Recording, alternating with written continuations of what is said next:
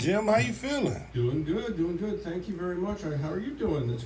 We're into summer now. We're a few days away from the official start of summer. It was so hot today. Yes, and over the last several days, yeah. It's going to be raining again this afternoon, I think, and who knows? But no, doing good. This is episode 11. Episode 11. Wow. 11. We're welcoming Ola Solanke today, but I wanted to just I've started doing a little bit of newsy stuff at the front, just so we can engage folks and let them know that there's more than just what's going on in Chester on entrepreneurship. But so we want to be a resource, and so what I wanted to note here is I go out and I pull in some news articles that I think are really important that people recognize. Right. So one of them, the first one is that there's a group of shoe retailers, who have kicked off a program to bring more Black entrepreneurs into the franchise opportunity space. Okay. And they are looking. Their program is called Start STAART, and it is focused on they're shoe retailers, but they're really trying to encourage the entire franchise model for entrepreneurs, and they're providing funds and guidance and all kinds of things to help those who want to use that model. It's a good model. It's been around for a long time, and it's something somebody has an idea that they might want to be an entrepreneur in that way. There are funds available and support available to do that. So we have several businesses, several young men from the city of Chester that have been into shoes and selling shoes. We have Breon Barrett. We got G Styles. Okay. We got God. I think it's Godwork. It's a guy. I'm so tired. But yes, NY Carter has his brand. So there are several people that are in the city that are doing. So yeah, definitely send me that information, man. Yeah, I'll definitely make sure I text it to him and send it to him. Absolutely, we can put it out on the Facebook page. And right, I'll tag them on it, right? Yeah. But shoe retailing, right? So it's not just shoe retailing. I mean, that's one of them. Okay. I think, but it's the whole idea of franchising, because I think these guys happen to be with Athlete's Foot. Okay. This is just one of the shoe retail brands. Right. But they are really into the whole franchise model. It should be a Chick-fil-A. It could be anything, where somebody says, I think that would work well, that franchise would work well in my community. Right. And so I want to learn more about what that means. Absolutely. And, what funds are available to help me do that, to get started, get the startup funds. Mostly, when you're buying into a franchise, there's a lot of upfront cash involved. But they also set you up in business, too. Right. It's not just a set it and forget it kind of thing. Yeah, we're giving you a store, right? In our franchise, we're giving you McDonald's. It shouldn't be hard for you to make the money. That's right. Right. That's right. Exactly right. Yeah. So that's one idea. Okay. Tonight, in fact, right after the show at 7:00, the Widener SBDC Small Business Development Center is offering a webinar on government SBIR and STTR. If you don't know those words, don't worry about it. Grant process, a government grant process for backing and SBA-backed loans and other things, features around how to do government research and development kinds of activities. Okay. If people are interested in that, it's specifically focused on healthcare, though. Okay. So if there are business owners or folks who want to get into providing healthcare services or other things, that's what the SBDC is offering a webinar on. So that's one avenue. That's dope. SCORE is doing a really cool little mini thing on a one-page business plan. This is a lot about what we talk about. Right. The business canvas that we talk about here a lot is just that. It is a one-page plan that says, here's all the key elements, the big bones of what you need to know to get a business plan going together. And they're doing a webinar tonight at 7:00 through SCORE, and I've published that out already on our Facebook page, so people should be able to find it easily. Yeah. And then last but not least, Entrepreneur Works, who's another very strong player here in the community. Miss Tony Trueheart, absolutely, is offering a program on bookkeeping. And one of the points that she made, she was interviewed with Stefan Roots on his Making a Change group weekly show, I think maybe last week or the week before, talking about the fact that a lot of businesses struggled to get some of the COVID relief funds because they couldn't show a trail of expenditures. I ain't even try.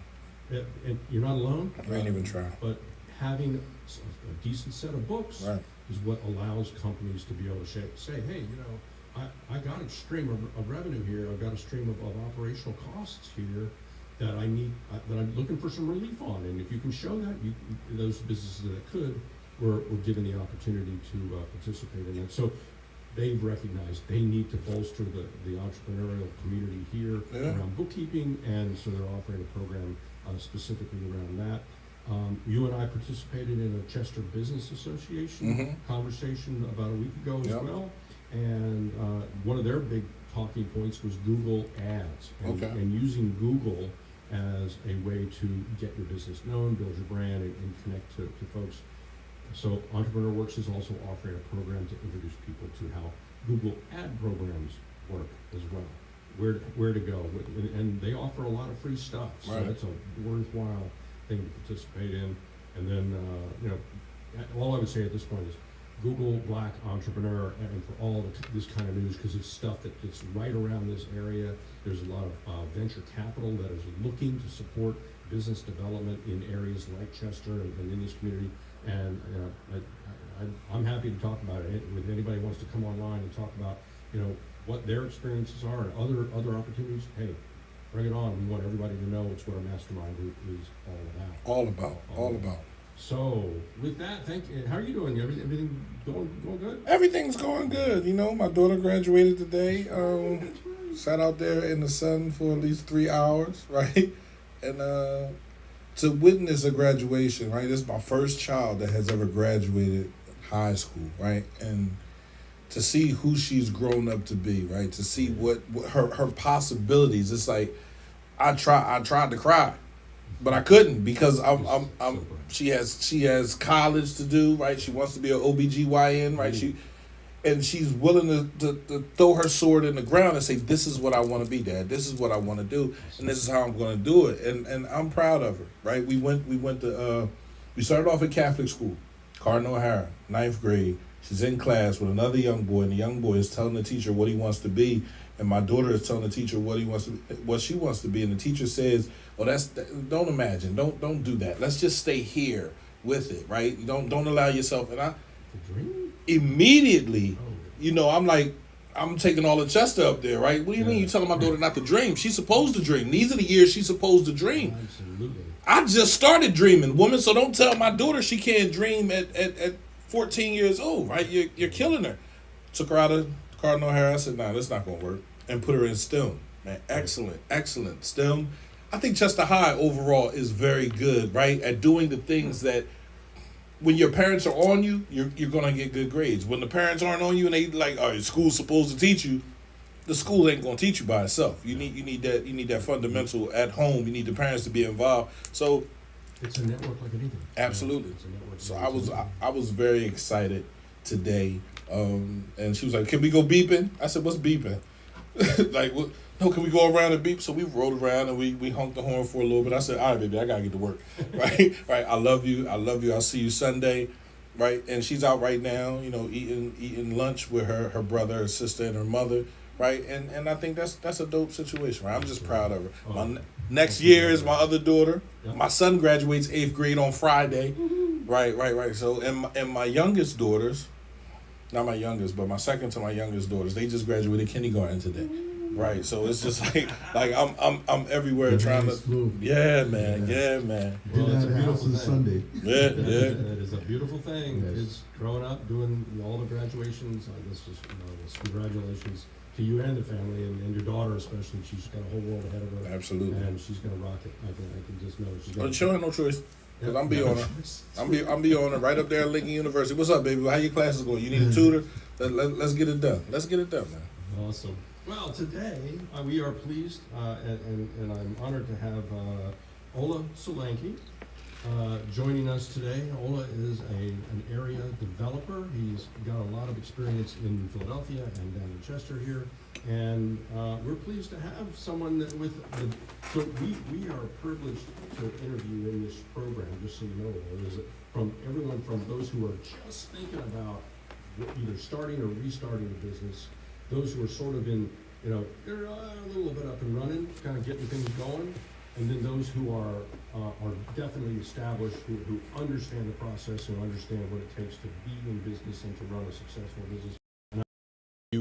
category. So I'm pleased to be able to share your experience and the mentorship that I know that you are able to provide to entrepreneurs, because you've lived it, you've done an awful lot of different things, successes and challenges, that come with the job. But so welcome, and please tell us a little bit about how you came to Chester and what brought you all here. Well, thank you, James. Thank you, Uncle Pete. And congratulations to you and your family. And, God watches over our children. And I'm sure that He's going to show His mercy on yours and mine and everybody else that's listening to us. So my name is Ola Solanke, and I came from West Africa, Nigeria. I've been in this country for over 30 years now. I have 4 wonderful children that are contributing to society and doing very well. I went to, pretty much came to Philadelphia by way of New York City. I used to work for an insurance company there, Cigna Insurance Company. Back in '89, the company decided that they were going to consolidate 25 regional offices into 5.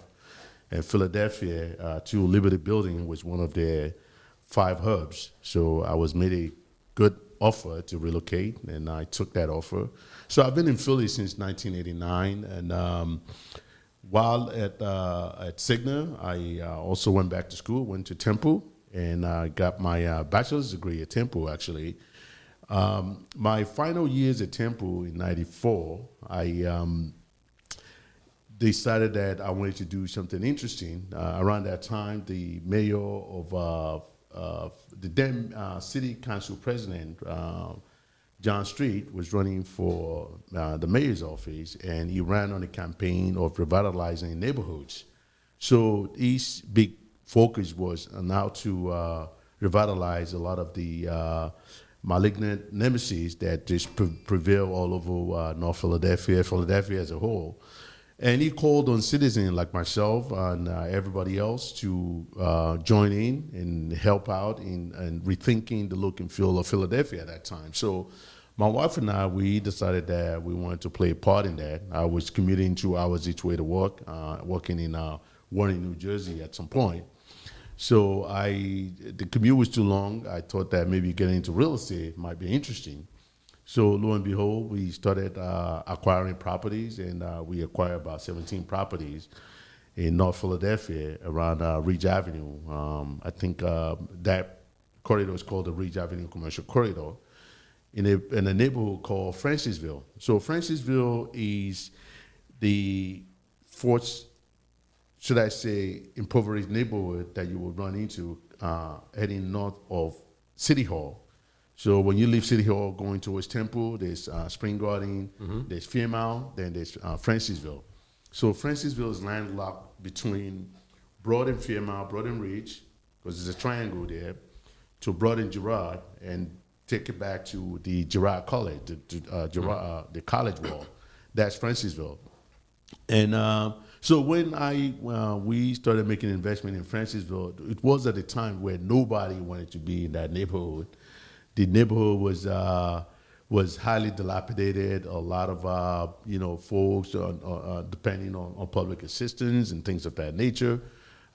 There's a lot of, as I mentioned earlier, malignant nemesis. In other words, people who want crack and dope and all that stuff. No business wants to be there. So we roll up our sleeves and we begin the hard work. And we initiated a concept called the Arts Garage, where we wanted to create an environment for emerging artists to showcase their work. During that time, I'm still am a big fan and a lover of art. I'm not a painter, I'm not a writer, I'm not a poet. I don't do any of those things, but I try to create environment for emerging artists to shine, to show their work, and that was what we did with the Arts Garage. So we took about 4 of our properties. They were contiguous properties, by the way. We took 4 of them and began to renovate them into the Arts Garage. Before we know it, we started doing a lot of big events at the Arts Garage, from theater to comedy to open mic to live arts painting to jazz musicians, independent film screening. The whole gamut of arts endeavors we were able to attract as many of those artists and promoters and producers to partake in using our venue. And we begin to kind of like run maybe somewhat in competition with the places like the International House or the Painted Bride. Those venues, they do very large events that we may not be able to accommodate, but we kind of like serve behind the scene and cater to a lot of the young emerging artists. Philadelphia has a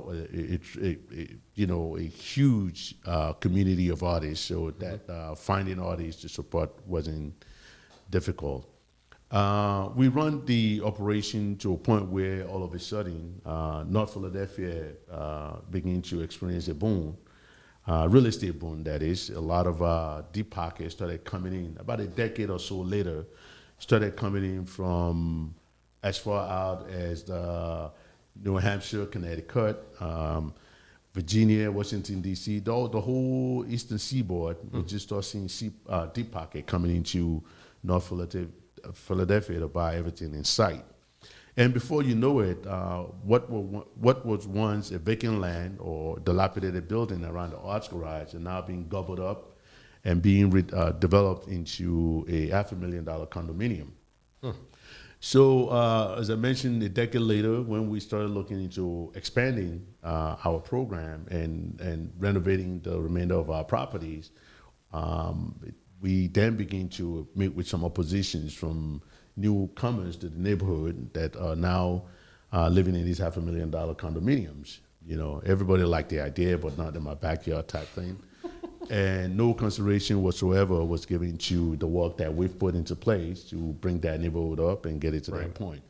So because clearly you had sort of established the ability for those other businesses to thrive. You'd created it. We did. Not only that, we run a business, we also were an integral part of the community development. I was part of 5 founding members of what is still now known as the Francisville Neighborhood Development Corporation. We work behind the scenes to get a lot of city and philanthropic resources back into Francisville.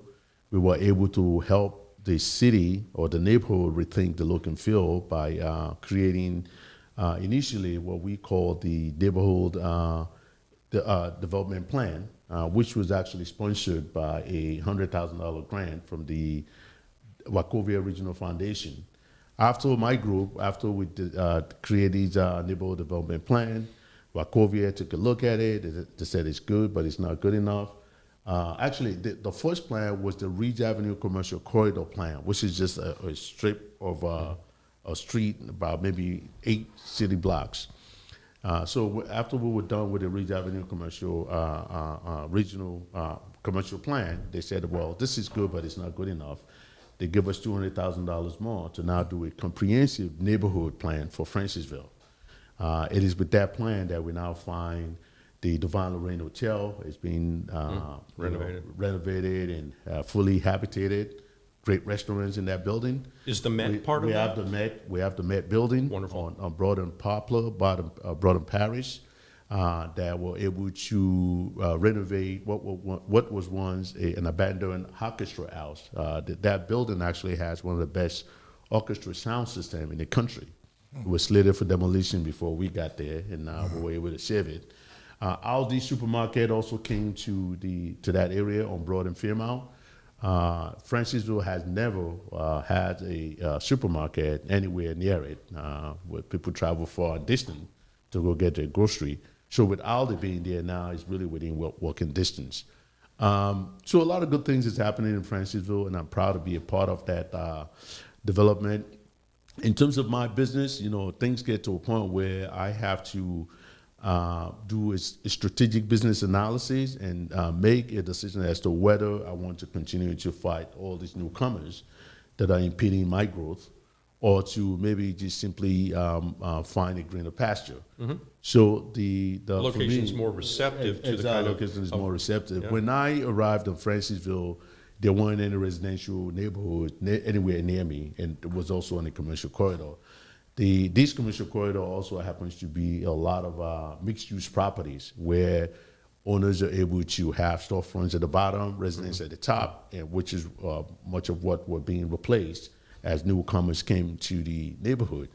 So one day I came to see a game here in Chester, and after the game, I saw that everybody couldn't wait to leave the city. I've never been to Chester before that game. I don't know nothing about Chester, never heard of the word Chester. Maybe I have, just didn't pay attention to it. But interestingly, there was a game at the soccer field at the Union, so we came out, me and my buddies, and we watched the game. When the game was over, as I mentioned, everybody couldn't wait to leave the city, and everything just seemed like pitch black. Right. And it kind of like struck me as hard that, you know, here's what seemed more of an international soccer field that has about 18,500 seats. And at the end of the game, the 1 mile radius of that stadium was pitch black. There's not a whole lot going on. So that was number one. And number two, the fact that people couldn't wait to get out. Right. And there was a long line of people sitting in their car, traffic. It's taking almost half an hour from the time you were able to get into your car before you get on the bridge. So while that was going on, we decided that we're just going to exit and let things play out and then join the traffic later on. So we went to the waterfront and we're drinking. This is like beer deja vu for you, right? Exactly. You know, so Man, I've seen this movie before. yeah, like I've seen it before. Like, what's going on here? So while we were there at the waterfront, I turned around and I saw this big building directly across from the stadium, also pitch black. The building clearly looked like it, and I was like, "Wow, I can't." You know, there's something is wrong here. Like, you know, what is it that people are not seeing? There's a stadium that's drawing about 18,000, that has 18,000 seats, and there's a huge building across from it. You know, it can put like a nice pub or restaurant, place of you know, gathering for people in the community. So the very next day, I came back to drive around the area, and I saw that the property was actually available for sale. So I called the agent, and you know, the rest was history. So 6 years back, I have been working on this project now in Chester. What I now know that I didn't know then was, again, that Chester needs a lot of consideration. There's a tremendous amount of challenge getting projects funded in Chester. You know, even attracting businesses for those projects that were able to be funded, you know, into Chester. But, you know, in those 6 years, I've met with a great number of people in the city, both from city government offices to just everyday people on the street. And we've had so many numerous conversations about Chester and particularly how I can make my project work here in Chester. And in those years, I've kind of like developed a lexicon of information, or should I say, iteration of ideas and concepts that I think could both help Chester and maybe even help me in terms of what I'm doing here as a business owner, help Chester neighborhoods in terms of my prior experience in Philadelphia and what we've been able to accomplish in revitalizing a major commercial corridor and a neighborhood, for that matter, in Philadelphia. So far, that's my. So you knew how it was going to work. You knew the sequence. You knew that. You know, I mean, it's always different, right? Every community is going to be different, right? You know, just a quick description of this property. I was going to ask you. Tell us about the property. Tell us. Yeah. So the property is a 2.6 acre property, sitting directly across from adjacent from the stadium. This 2.6 acre property has 48,000 square foot of building on it. The 48,000 square foot building is broken down into 7 industrial warehouses. Each is averaging about 7,000 square foot. The smallest one is about 5,000 square foot. And the smallest unit has since been leased out to the Larimer. The Larimer is now occupying a space there, and they are manufacturer and distribution of locally made beer. So we have 6 remaining buildings that we wanted to renovate. And all along, I've always wanted to recreate the Arts Garage experience in Chester, but I also know from a business standpoint, particularly with what's going on with COVID, that that is something that requires a lot of thought process. You know, I don't want to go in and sink a whole lot of money into creating the venue, and we continue to have these COVID challenge. So my team and I, we've been working on creating some sort of a socially distancing integrated indoor-outdoor use for 2 of those units that hangs up in a cul-de-sac. People who are familiar with this particular area, is very close to the battery place. I think that's where most people in Chester goes to pick up affordable batteries. And if you continue on, it terminates into a cul-de-sac. So we are actively working on seeking some additional support from the city to be able to integrate that cul-de-sac with 2 of those units so that we are able to do a socially distancing integrated indoor-outdoor use for that. Then we have 4 other units that we're still looking for tenants for. One is currently we are having a conversation with a Laugh House. Laugh House used to be in Philadelphia on South Street. We've just consummated an LOI, so we are working on the agreement, on the lease agreement. We are negotiating that now. The other 3 units, we're still looking for tenants. And the more I get into this work, the more I'm beginning to maybe change the way I'm change my thinking. I think by default, I may be forced into becoming a serial entrepreneur, which is not what I wanted to do. I mean, starting, you being the owner and operator of all of the different... And then maybe seeking and finding entrepreneurs on the street that may not have the kind of wherewithal, that can't afford to pay rent. Oh, okay, yeah, like an incubator. I had an incubator. I had a very long discussion yesterday with Miss Truhart, Antoinette Truhart, from the Entrepreneurial Works, in terms of how, my idea around that, which may be to bring in businesses that we can give them maybe a 6 months rent-free incentive on a 6 months rent-free, and watch them grow, on that site.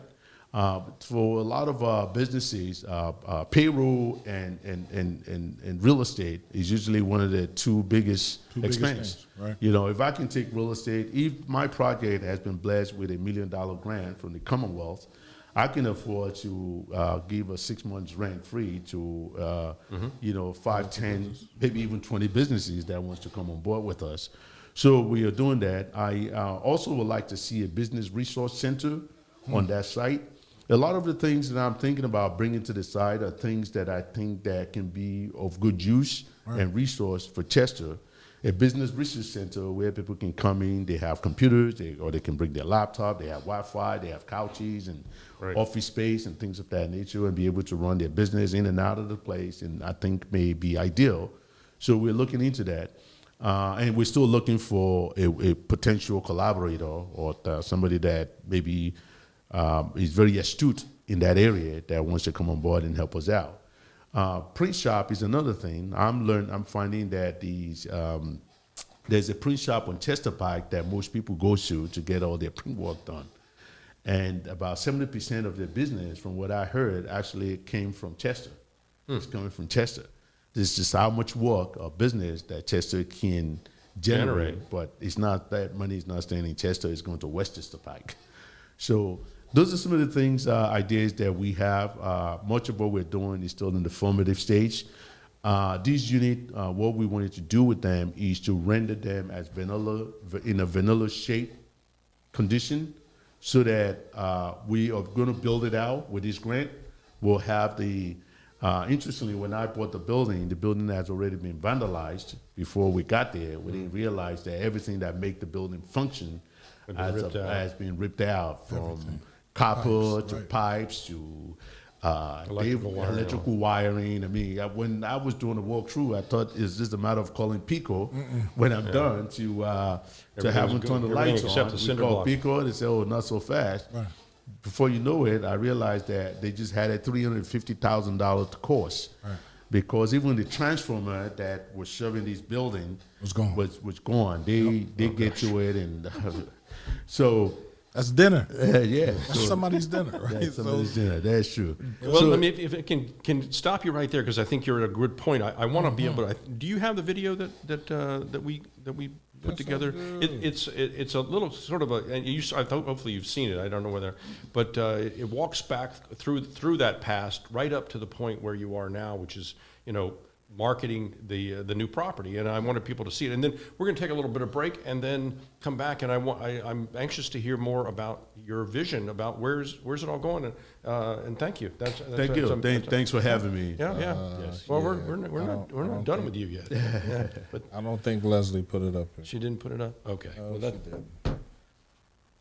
so in any case, so we'll what we could do is we'll put the video out on our Facebook page so people can look at it. It did some snippets. It's videos of people dancing, at the Arts Garage, singing at the Arts Garage, but it also has a copy of the brochure of the property Yes, that yes, people we need can that. see. So Yes. it's got the square footage and all the other information that's available out there. But let me take just a quick break. If Uncle Pia it works really hard here. He's been working tremendously over the last month with a key person out, and I want to let people know real quick, that CMP Radio is the voice of Chester. It is cultivating mature positivity around the need for connection and engagement in this community. And I'm here because I support what CMP has been doing for now nearly 4 years in building a base of support, building a list of program hosts that are focused on informing and engaging the Chester community and the surrounding areas. It's an opportunity that I think that I would hope that many other businesses in this area would want to take advantage of. Just to throw out a quick number, over 10,000 people in this area are following the CMP Radio Facebook page, and that's just Facebook, not just YouTube or not Instagram or anything else. They are engaging, and that represents about 1/3 of the population in this area. Significant, what we call penetration into this market, and it is a professionally run radio station in every sense of the word. And I want to encourage folks who are watching, listening, seeing the kind of conversation that we have around building and in supporting the growth of CMP of Chester and the economic culture here in Chester.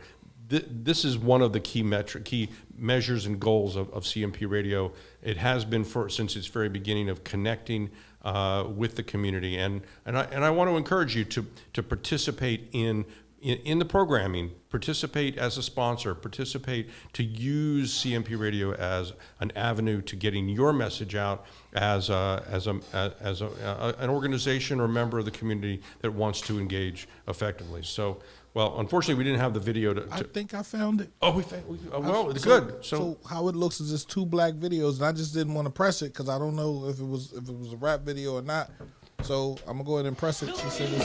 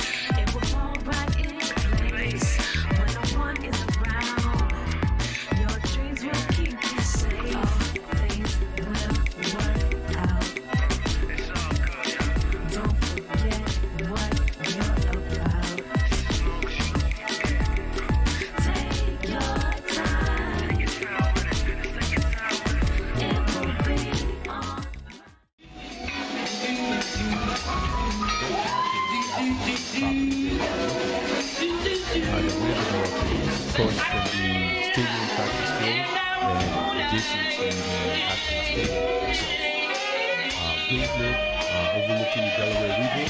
I think we have a view in Chester that people in society here in Philadelphia pay $1 million for. We just got to figure out how to make it work for us in Chester and continue to hold our leaders and the regional and creative regional campaign to kind of like make Chester a part of the greater Philadelphia region and get what is due Chester, with that effort.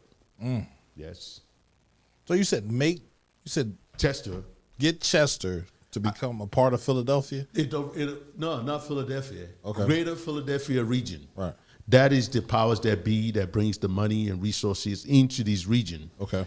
Chester, Montgomery County, Philadelphia, and all those. They're all part of that 5 county. They're part of the greater Philadelphia region. Okay. So when decisions is being made, we want Chester to be at the table as well. Table, absolutely. So that all the money is not just flowing into Philadelphia and they gobble it up before we. And a little bit of it that's coming into Delaware County. We want to make sure that Chester's value and interest and desire are being also considered for. Yes. Absolutely. So not to make Chester Philadelphia, but to make Chester part of the greater Philadelphia region. Okay. So there's a difference there. I was just explaining it to the people that might hear him like, oh, he wants to make Chester a part of Philly. Nah. Because that's how we run off with things like that. The first thing we hear, and we'll run with that and keep it that way. But that's awesome. That's absolutely awesome. I've always thought about the waterfront before it was sold off to Philadelphia, right, as a place where my guy landed. And became Penn's Landing went up Philly, and it was really in Chester, and it was sold off, by the mayor a long time ago. Not the current mayor, but a past mayor, one, yeah. right? A past one. And it's just like everything left, and then when everything left, everybody said, "All right, we just gonna leave everything alone." But there's beauty down there. There's a lot, because I grew up on 3rd and Jeffrey, so we used to go down to the water all the time and play and get our feet wet. But now we're in a space where businesses, the people that have businesses, and you're talking about helping businesses grow, right? Putting that space down there where they can come down there and use the space to help their business grow. So I definitely appreciate that. I definitely like that. Well, and I thank you. And I think it's not just the conventor that brought Chester to his knees. There was also a huge article that was done by 60 Minutes some 25 years ago about Chester. I think that kind of like set off the Chester flight and people. But again, I think one of the things that Chester might have overlooked in those 25 years is that how do we continue to engage the media to help tell our story and create this correction that Chester need. We've kind of like sat back and endured the aftermath of 25 years of bad press. When do we begin to change that and use the same media to tell a new story about a new Chester and where we're going? Right. We have organizations like the Riverfront Alliance and a number of other groups that are forming that are doing great work in the city and trying to make things happen. Then we have other organizations too that maybe still have some reservation. But I think at some point, all of these groups have to get together and strike the right balance so that we all speak in the same language and we are foraging in the same direction and making things happen. Absolutely. Yes. That's what a radio station stands on, man. Coming here and people talking about the things that they want to do, right? Now you can hear it and you're like, oh, that sounds dope. I didn't even know they were doing that. That's literally what happens here at the radio station every day, right? So that's why I felt like we needed a radio station. This is a city. You're doing a good service here. And there are things here that most cities have or don't have, and we don't have a lot of those things. So it's like, let's talk about it. You come up here and talk about it.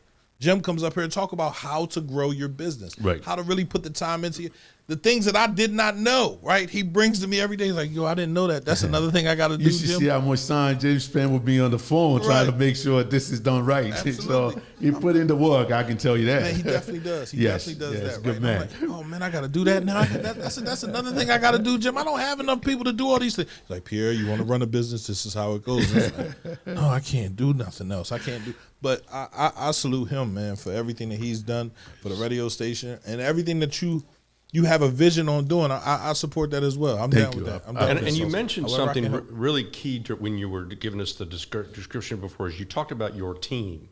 the team that you are using to develop the plans that you're laying out. And I think this program is called Chester Masterminds for a reason, and it's because I'm hoping to create that team spirit here in Chester in general. You have that team right here, and I'm interested in your thoughts on how important you found and how long. First of all, how long it took to build. What are the key skills that you have in your team? And how, talk to me about the importance of networking in any business. Yeah, I think the big part of that is understanding the lay of the land. Very early on when I came into Chester, I know that there was two diverging group of interests. But I'm a business owner. I'm not a politician, so I try to stay in my lane and surround myself with people that understand my vision, my business idea. I remember when I first came to Chester and I ran into even our current mayor and I said, hey, this is what I'm trying to do. He just fully supported it. He said, that's what we want. We want to bring some entertainment, some activities to our waterfront. What can we do to help? And before you know it, I was knocking on doors. I met with the Chester Economic Development Authority, which is another group that encourages business to thrive in Chester and provide business support and things of that nature. They fully supported the concept. We continue to push. Their effort actually, CEDA's effort helped me to gain a senior lender for the project, which is actually out of Philadelphia. And we continue to push and before you know it, I was applying for additional grants for the project. The project itself is about $7 million project to complete. We've raised about $4 million of that, of which the Commonwealth gave us $1 million. So we are looking to do the project in phases. Mm-hmm. We're working on the design for phase 1 now. And I am very happy that all of the thought leaders, both in the city of Chester and Delaware County, are fully supportive of the project. The Chester Business Association was in full support. The Chester Economic Development Authority in full support. The City Planning Commissioner is in full support. These are all the key elements that any developer would need to make a project work. If the stars are not aligned, it's not going to work out. You can run and patch and make things and do all that you can. At the end of the day, it's like garbage in, garbage out. The stars have to align. The local leaders have to be able to see your vision, see the idea, and buy into it. And did you run into similar challenges back in Philly? I mean, the reason I'm asking is because you've got you've been through this before, right? This need to form that connection. Yes, I have. I think actually my experience in Philadelphia a little bit different from Chester. While on the other hand, I have full support of community leaders, thought leaders in the city of Philadelphia itself. The city of Philadelphia is a lot larger than Chester. And it's not uncommon for elected officials to also be holding to so many different interests and desire. I think that when it became apparent that there's an opportunity for North Philadelphia to grow, to be developed, and deep pockets started coming in, the types of support that we were getting from let's just say City Hall was a little bit different, because everybody wants the neighborhood to develop. Mm-hmm. I too very much want the neighborhood to develop. Right. I've spent about 10 years of my time in creating that neighborhood plan. It's just that it never occurred to me that it's going to get to a point where I would not be able to expand or grow my business when there was an opportunity for the growth. And I don't also want to subject my patrons to the kind of experience that people were having at the International House, where when people come out for events, they can't find parking. They drive around the area for about 10, 15 minutes, they get discouraged, they head up at some restaurant somewhere, ate their dinner, and go back home. The similar experience with the Painted Bride. People will come to an event at the Painted Bride, they can't find parking. They drive around long enough to get discouraged, they'll end up at the mini golf shop or end up doing some other activities, then they go home. So for me, it was very important for me to create an environment that is less restrictive and more permissive for my business to thrive. So it took me about 2 years in doing a location search, and it never occurred to me that I would end up in Chester. As I mentioned, I didn't know the first thing about Chester. It was by accident, but I saw this building. I fell in love with it. Even until this day, when each time that I go there, I can see the future, like how things can really, how this particular property can become a linchpin, so to speak, for a lot of good things that can happen on the waterfront. The stadium is already set. I believe that the stadium was built with the mindset that the stadium will be an impact project.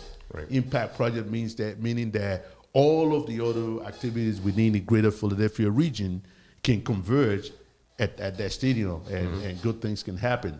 Well, it hasn't quite happened that way. Maybe there's still some more that we need to do, but the stadium is doing the best that they can. Just recently, they acquired more parking space for their patrons, so that the whole parking wall that make the whole stadium waterfront look like Mogadishu on game days, all of those things have been corrected. The city also step up in terms of making sure that people that are parking or using their property to park, they are licensed and permitted. So I think during the course of evolution, things will start to fall in place, and we are getting there with Chester. It's just, What are some of the big things that you would like to see, come about? I mean, what's going to really turn the tide in that corridor? Because that corridor is obviously hugely economically viable, right? And you just look at it and say, gosh, its proximity to the highways, to the river, to the various the bridge traffic to New Jersey. It's just incredibly well connected. It is. In my mind, particularly when we're talking about the year 2021 and how the rest of the world is moving. Well, notwithstanding COVID, we're coming out of that, but you still have a vision, I think, for and I want to really quickly, if people want to read your vision, right. You have done a very nice set of articles on LinkedIn. Just look for Ola Solanke I think, and you'll find it. But you've documented. You're not just talking. You're documenting your vision. Yes. I don't know if anybody ever do a $1 million dance. When I received the news that I received this $1 million award, it was on Christmas Eve, and I am not exaggerating. I listened to this song called Jerusalem. It's a video with people from all over the world do a Jerusalem dance. And I listened to it over and over and over and over again throughout into the New Year's. I'm not exaggerating. But then after that, I get motivated in terms of putting my thoughts in writing and begin to create a business plan.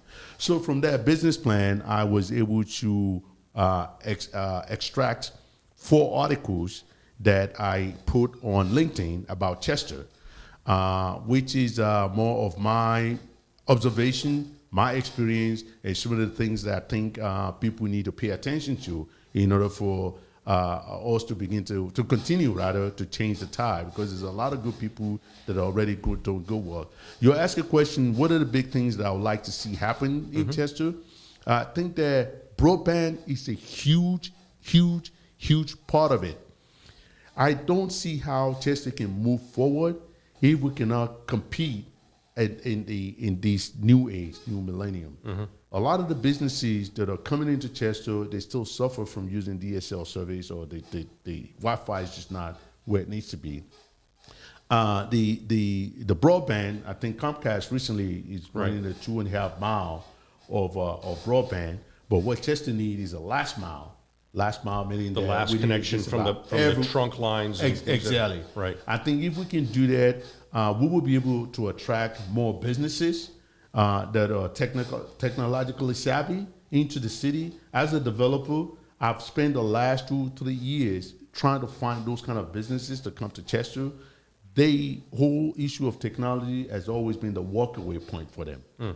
Like, okay, the system just can't literally just don't have the bandwidth capacity to support a substantial business operation. Yeah, right. And also for Chester to thrive, when there's a very poor European country. I'm not sure if it's Lithuania, one of those countries. Back then, after the Chernobyl, what they call it, nuclear meltdown. They resorted into building technology for their city so that they focus on technology, and they've now become one of the Silicon Valley in Eastern Europe. Right. Like doing all of the work. Chester can latch onto that too. If we can figure out a way to bring broadband technology to Chester, I think a lot of good things can follow. A lot of that same model happened outside of D.C. I don't know if you're familiar with Washington, what they did right. in the infrastructure around Washington, D.C. Exactly, it's key. And also, taking advantage of all of the blight and abandonments that we have all over the city, the vacant lots and the dilapidated building, maybe taking a page or two from what Philadelphia did, how they did it, where to find the funds to do it, is beyond me. But I'm sure that we already have something in our neighborhood here that we can draw from. Well, the one thing I know is if you have a good idea and a good vision, the money will find follow. you. Well, Not always, but I'm just saying there is money for good ideas that are well thought out and that have been really considered. Right. Well, you're also in a federal overlay zone. Are you inside I'm in the opportunity zone. The opportunity zone. Right, Sorry. right. Yes. So can you just real quick tell us about what advantages that brings to a developer? Advantage of opportunity zone is that there's more tax credits that are available for businesses that are settling in the opportunity zone. So people that are listening to this radio knows that if they come on board and join us, there's great tax incentives for what they're doing. And also there are many federal, state, and local grants that are also available for businesses to thrive in that environment. And we already have, Office of Economic Development in Chester that can work with those businesses. I mentioned Mrs. Anthony Trueheart. She's very familiar about how to help businesses thrive and, get funding and financing and even set up in terms of startup businesses. So there's a lot of opportunity within the opportunity zone area, but the key is that businesses are able to do huge tax write-off in terms of their spend, the money that they put into. And a lot of that goes to infrastructure, right? Building out your office spaces, or even payroll assistance, equipment assistance. There's a lot of programs that supports that. Good. So, we're getting to the end here, and I first of all, I really thank you for coming in and talking to us about. I think you bring a perspective on community development that is, it's so essential because it brings such a large vision. It's not just go find a hole in the wall store that just needs to be renovated and let's put a store in there. There's a much larger vision here around how are we going to bring together the regulatory side and the investments to and then do the hard work of, as you had already done. You had done your homework to identify a site that had the parking that you needed, that had the access to available the highways and the other economic resources, such as the residents of Chester, such as those who might be coming out to the stadium. Right. Those are all factors that I'm sure are well documented in your business plan. These things have to come together, and I think it illustrates for those of us who see a lot of other types of business may not always appreciate the depth that it takes to put together a full business plan at something that is at a $7 million scale or even more. It's a lot of work. It is a lot of work, and I can. You've already indicated it took you 2 years to do just the site location to determine. Oh yes, this is the spot that's going to work for me, and then there's there's a lot of effort, and it took an entire team, which is where I come back to and say it takes a team to do an awful lot of this work. That's right. Before we let you go, and we are running. You do community work as well in the Chester Mentoring Initiative. I think, did I say that correctly? Yeah, actually, I met with Janine and Jamal, again, as part of my neighborhood finding, resource mapping, and information finding. During the resource mapping process, I met Jamal. Jamal introduced me to Janine, and Janine invited me to the CMI. From there, we talk about the possibility of engaging Chester residents, particularly Chester youths, in letter writing to the White House. Just writing the president about things that they like about Chester, and some things that they would like to see change. We went through that process, and you model that, but with your own letter. then I modeled also my own sample letterheads. I went out to a number of campaigns, community events to solicit the youth to get involved. And as things kind of like evolved, we then kind of like opened it up to the general Chester residents to do the same. So lots of good things is happening in Chester. Interestingly, it has nothing to do with our CMI effort or letter writing. Interestingly, President Biden chose Chester to come and launch his, Business is Open Again tour. And also she chose one of my colleagues from the Goldman Sachs 10,000 Small Businesses, Christine Florin, very bright young lady. Her and her husband, they have a business in Chester. So President Biden chose their business to launch that, Business is Back Open tour, which is a good thing, and which also speaks a lot about Chester in terms of Chester is on somebody's radar. We just have to continue to push and nudge them a little bit more and try to, bring attention to things that we want to see happen for the city. Absolutely. Well, absolutely. I couldn't be more grateful to learn about the process and to learn about what's happening there at 15 Engle Street and what's happening down on 291 and 2nd Street and what things are going to be coming, because I'm excited to hear that there's the possibility of additional venues. You got one more thing.